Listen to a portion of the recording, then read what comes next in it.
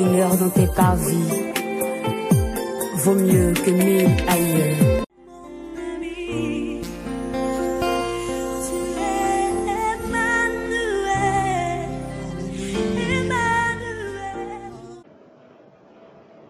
Salut les amis, j'espère que vous vous portez très bien. Je suis Gloire de Dieu, servante de l'Éternel, conseillère conjugale et éveilleuse de conscience. Alors ce matin, je suis là pour le grand séminaire que j'avais annoncé, qui a pour thème faire le bon choix de son partenaire ou sa partenaire de vie. En d'autres termes, faire le bon choix de son époux ou de son épouse. Et ce séminaire sera fait en 10 modules, c'est-à-dire en 10 vidéos. Et nous allons voir aujourd'hui le premier module. Et je vous exhorte vraiment à suivre ce séminaire, chers frères, chères sœurs, qui va vraiment vous aider pour le choix de votre partenaire. Le mal du mariage aujourd'hui, c'est notre mauvais choix.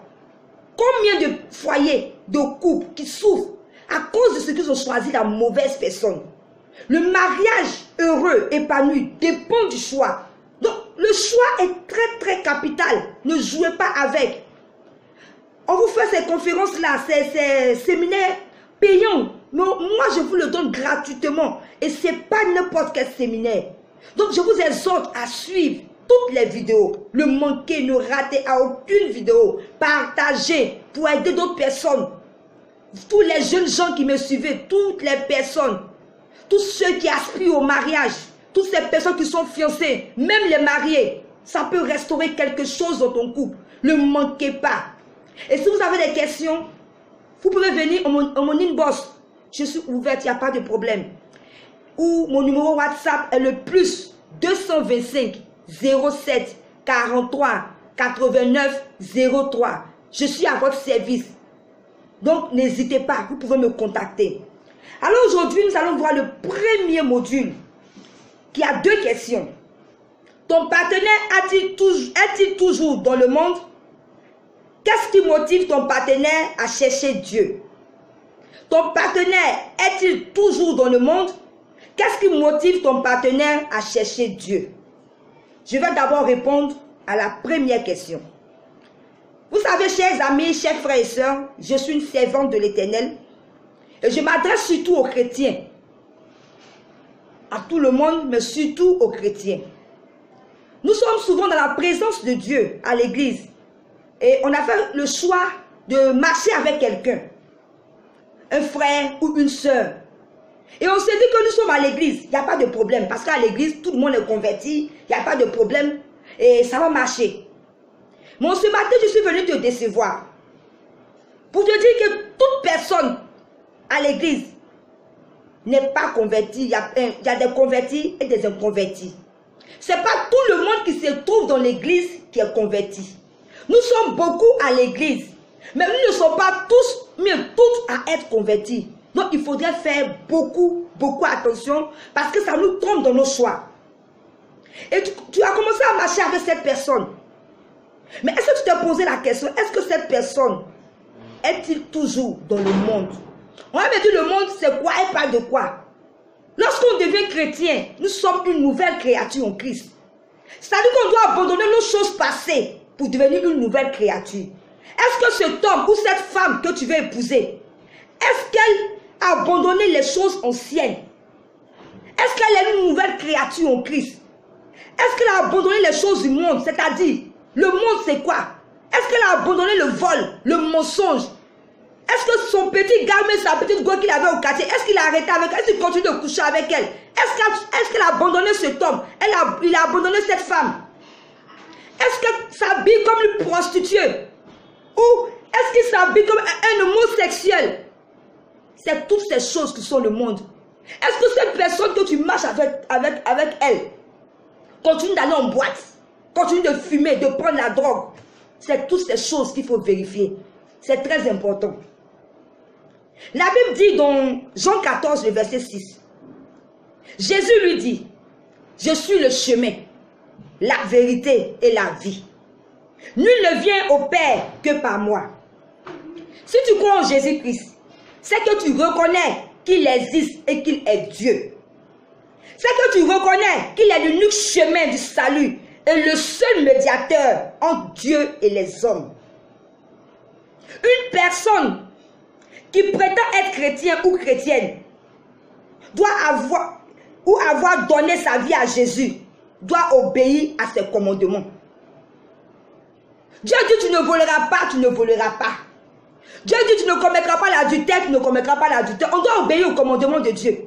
Quand je vois des hommes de Dieu venir dire que non, lorsqu'un enfant de Dieu, Jésus a payé le prix, on doit continuer à pécher. C'est du mensonge. Ils sont là pour vous égarer. Ils disent non, on peut boire. Dieu a payé le prix, donc on doit boire. C'est du mensonge. Ce sont des faux pasteurs et des faux prophètes. Ils sont venus pour vous égarer. D'autres disent non, on peut avoir 2, 3 femmes. C'est des menteurs. Ce sont des faux pasteurs.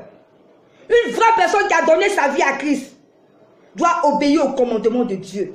Est-ce que cet homme, cette femme que tu as choisie, obéit au commandement de Dieu?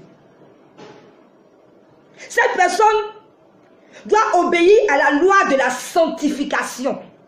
C'est très important. Dieu nous demande d'être saints dans sa présence. J'entends des gens dire non, qui peut être saint? Qui? Oui, on peut trouver des personnes saintes si elle veut. La vie chrétienne, la marche chrétienne, c'est une transformation. Est-ce que cette personne vit de la sanctification? Est-ce que cette personne a abandonné le péché? Est-ce que cette personne est le péché? Nous devons vivre dans la sanctification. C'est vrai, Dieu a payé le prix pour nous, mais un autre part. Dieu nous demande de vivre dans la sanctification. Ne vous laissez pas égarer par ces faux pasteurs qui vous racontent n'importe quoi. Un chrétien doit obéir au commandement de Dieu, vivre dans la sanctification. Doit s'éloigner du monde. Est-ce que la personne que tu as choisie s'est réellement éloignée du monde? Quand tu regardes son style de vie, son habillement, quand tu regardes sa manière de vivre, ses pensées, ses paroles, ses attitudes, quelles sont les leçons que tu tires? Est-ce que cette personne est réellement convertie? Frère, n'ignorons pas ce genre de choses. Souvent on dit non, le mariage, aujourd'hui le mal du mariage, c'est que on ne fait pas attention de faire le bon choix. On ignore des choses, on dit non, ça va s'arranger, ça va s'arranger. Et quand on finit le mariage, on voit que les choses sont pires. 1 Jean 2, verset 15 dit, n'aimez point le monde, ni les choses qui sont dans le monde. Si quelqu'un aime le monde, l'amour du Père n'est point en lui. Ce n'est pas moi qui parle, c'est la Bible. N'aimez point le monde. Donc tu ne peux pas avoir un partenaire qui aime le monde étant chrétien. Étant chrétien, il continue d'aller en boîte. Étant chrétien, étant chrétien, il dit non, on peut avoir les rapports. On peut avoir les rapports. Rapport là, ça fait quoi? C'est faux. Tu vois son habillement, sa manière de faire, elle n'aime pas la prière, il n'aime pas la prière. Est-ce que dans la présence de Dieu, cette personne se sent à l'aise? Est-ce que quand tu regardes cette personne, est-ce que la personne aime méditer? Est-ce que la personne aime la présence de Dieu? Toutes ces choses pour regarder. C'est important. Tout le monde n'est pas converti à l'église. Je vais vous lire un courrier qu'un jour j'ai pris sur le net d'une jeune dame qui expliquait son problème. Écoutez bien. Je suis une jeune fille de 28 ans. Je suis agent de santé et sans enfant. Je suis chrétienne. Chante dans mon église. Et j'ai fait la rencontre d'un jeune frère dans mon église. Le frère aussi a une très bonne situation, mais vraiment je souffre. Ce dernier, malgré qu'il va à l'église, il veut qu'on ait des rapports sexuels. Depuis qu'il est entré dans ma vie, j'ai plus d'amis garçons. Je ne dois pas avoir de collègues hommes. Puis à l'église, je dois bien me mettre, sinon je sors avec tout le monde. À la moindre occasion, il ne manque pas de proliférer des insultes. Une prostituée, je fornique. Il ne peut pas sortir avec ce genre de filles.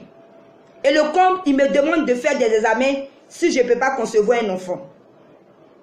Et aussi, pour ne plus que les hommes de mon groupe musical me draguent, de démissionner du groupe et de chercher une autre activité dans la maison de Dieu. Aujourd'hui, si je veux des conseils, c'est qu'ils me demandent de démissionner du groupe musical ou bien la relation n'existe plus. Regardez un peu ce courrier. Ces deux personnes se trouvent à l'église. Un d'abord, ce frère-là, c'est un inconverti. Il ne connaît même pas Dieu, mais il est dans la présence de Dieu. Il lui demande d'abord d'avoir des rapports sexuels. Pourtant, nous savons que dans la présence de Dieu, on ne doit pas se connaître sexuellement jusqu'au mariage. C'est le jour du mariage à la mairie religieuse où il y a la lune de miel, c'est là qu'on doit se connaître. Mais dans les cheminements, d'abord, il demande à coucher avec elle. Il la scelle. Elle n'est plus libre. Elle ne peut pas s'approcher de quelqu'un.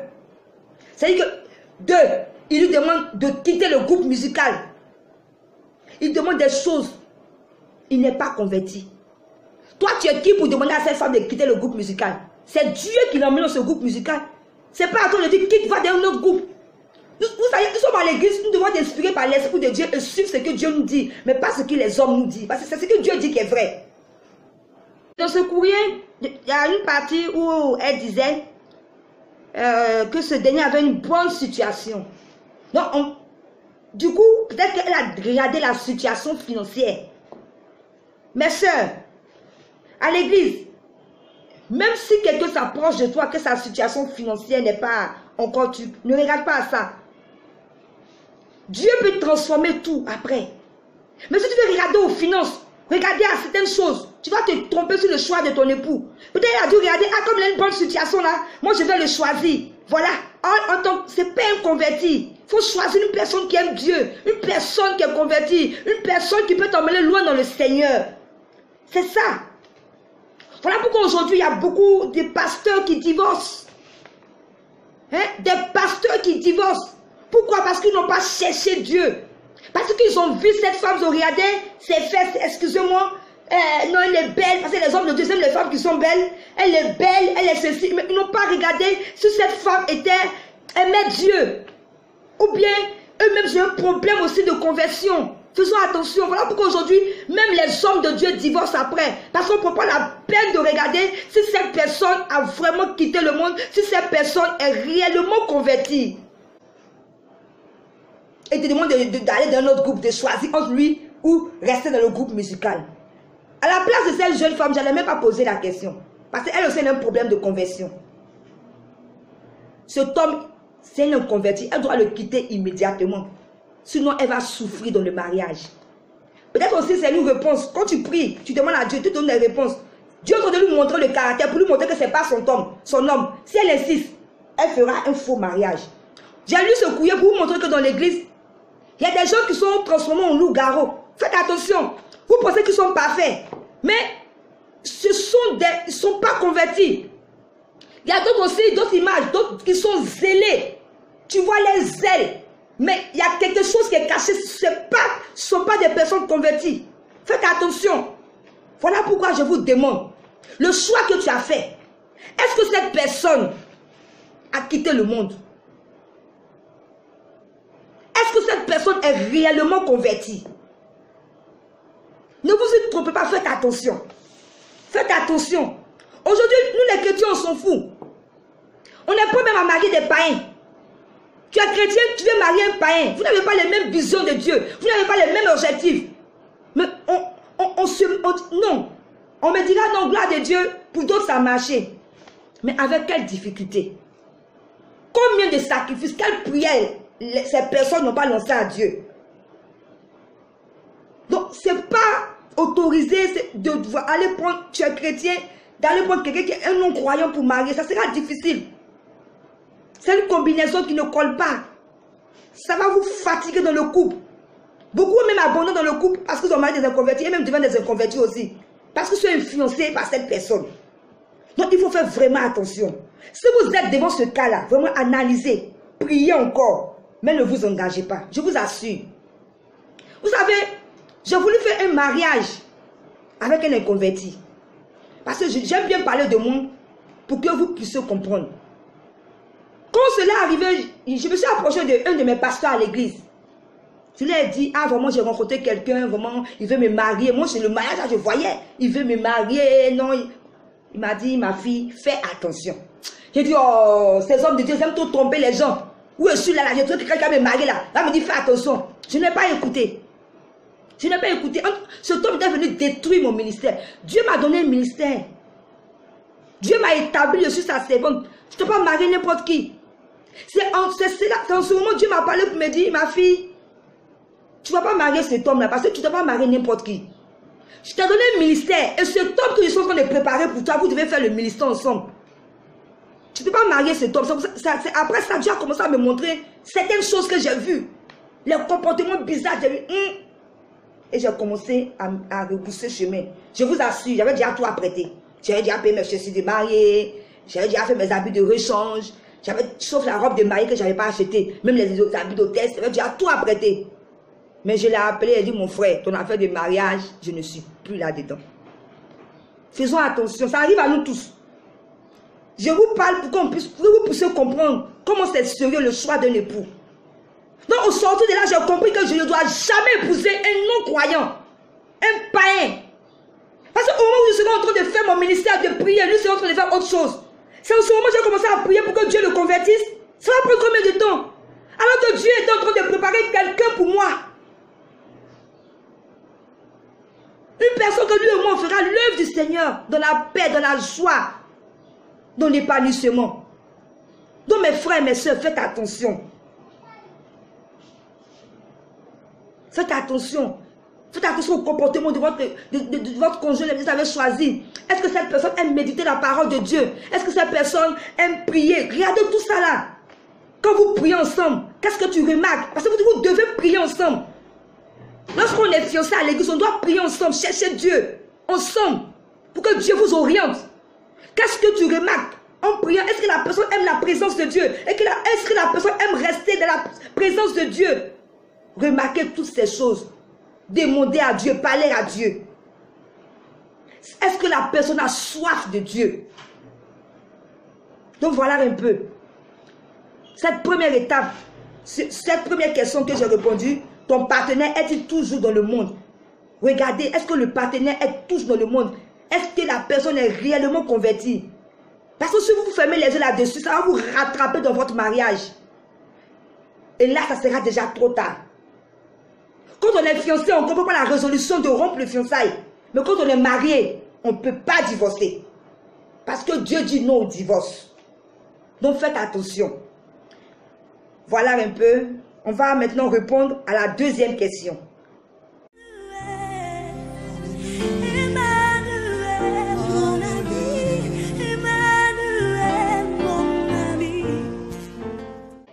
Nous sommes maintenant à la deuxième question. Qu'est-ce qui motive ton partenaire à chercher Dieu?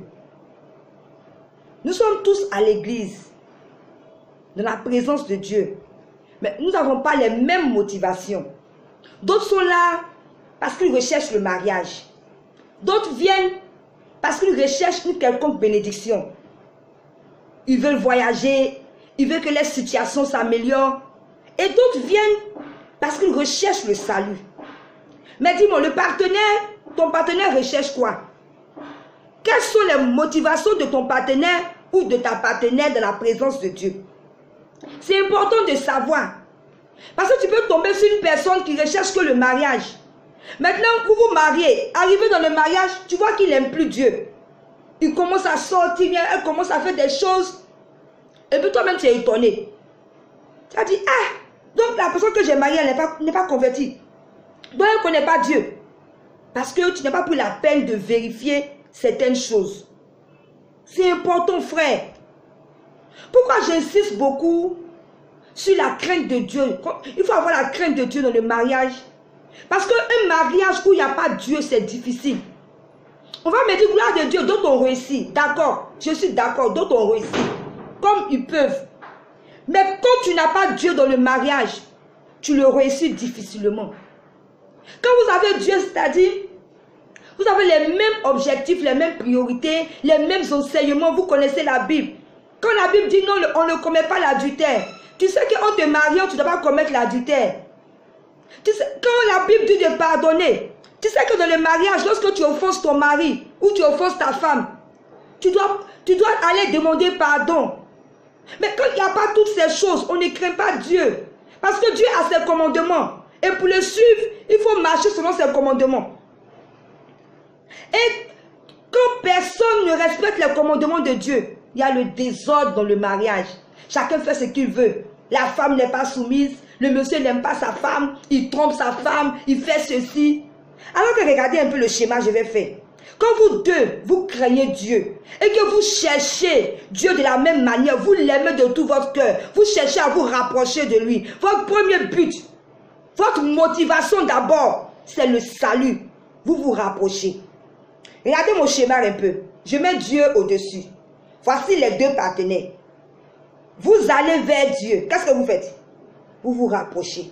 Parce que vous avez les mêmes visions, les mêmes objectifs. Votre objectif, c'est d'aller vers Dieu. Vous recherchez le salut. Et quand c'est comme ça, vous devez vous vous rapprochez. Et le mariage est vraiment au top. Vous vous aimez, la femme est soumise, l'homme sait qu'il doit aimer sa femme. Et puis, quand il y a les difficultés, vous arrivez à les surmonter dans la prière. Et il n'y a pas trop de bavardage. Parce que chacun sait ce qu'il doit faire. Voilà pourquoi c'est important d'inclure Dieu dans son mariage.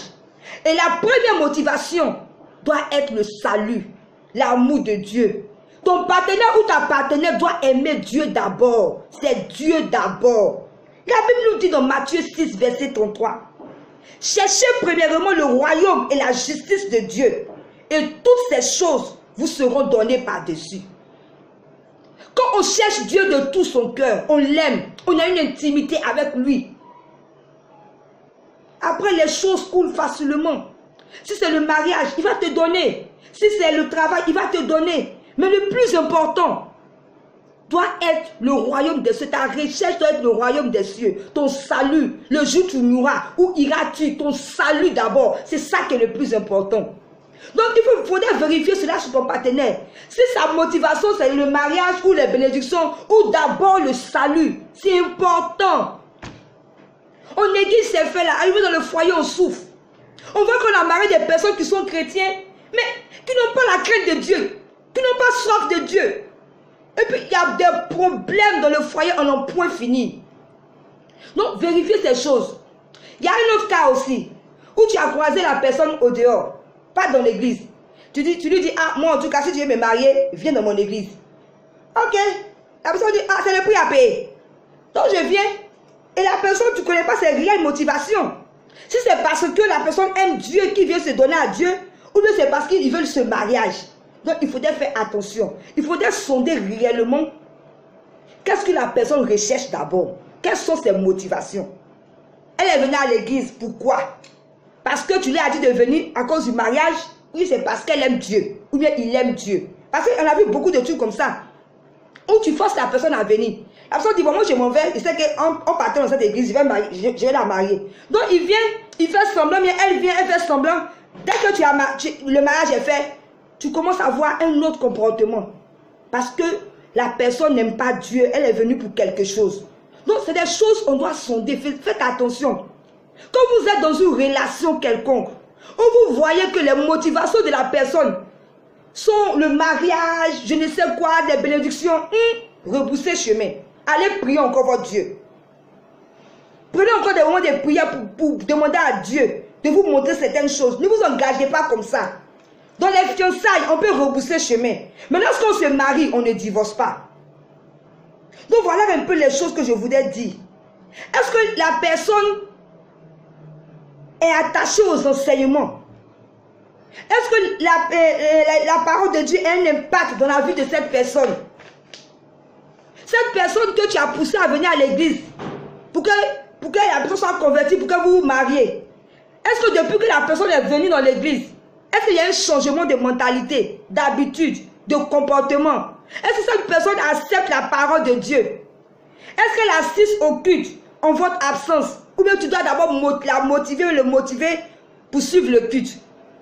Est-ce que vous sentez une joie particulière quand elle ne prend part au culte? Faites attention. Quand c'est comme ça, mettez le temps d'abord. Ne vous engagez pas rapidement. Parce que le temps est le meilleur allié pour éprouver une réelle conversion. Donc voilà un peu ce que je voulais dire. Nous devons avoir, les deux partenaires doivent avoir une relation personnelle avec Dieu. Chacun. C'est important. Donc voilà. Voilà un peu. Sondez d'abord la réelle motivation de votre partenaire. Hier, la première question, c'était est-ce que le partenaire a vraiment quitté le monde? Et la deuxième question, qu'est-ce qui motive ton partenaire à chercher Dieu? Vraiment, j'espère que j'ai répondu à ces questions. Faites attention. Tout le monde n'est pas converti dans l'église. Faites attention. Quelles sont les motivations de votre partenaire ou dans l'église avant de vous engager? Quand vous avez sondé ces deux choses, vous continuez. Sinon, arrêtez-vous et réfléchissez. Continuez de prier. Continuez encore de regarder certaines choses. Ne vous engagez pas comme ça. Donc, je vous remercie. C'était gloire de Dieu. Et nous sommes à très bientôt pour le deuxième module. Parce que nous avons 10 vidéos. Et la prochaine fois, ça sera le deuxième module, la deuxième vidéo. Je vous exhorte à ne rater aucune vidéo. Ne ratez pas les vidéos. Ça va vous aider. Ça va vraiment vous aider. Vous encore, vous avez la chance que nous sommes là pour vous prodiguer des conseils. Nous, à notre temps, il n'y avait personne. Donc, profitez. Profitez, chers amis. Je vous aime. Et à très bientôt pour une prochaine vidéo. Bye.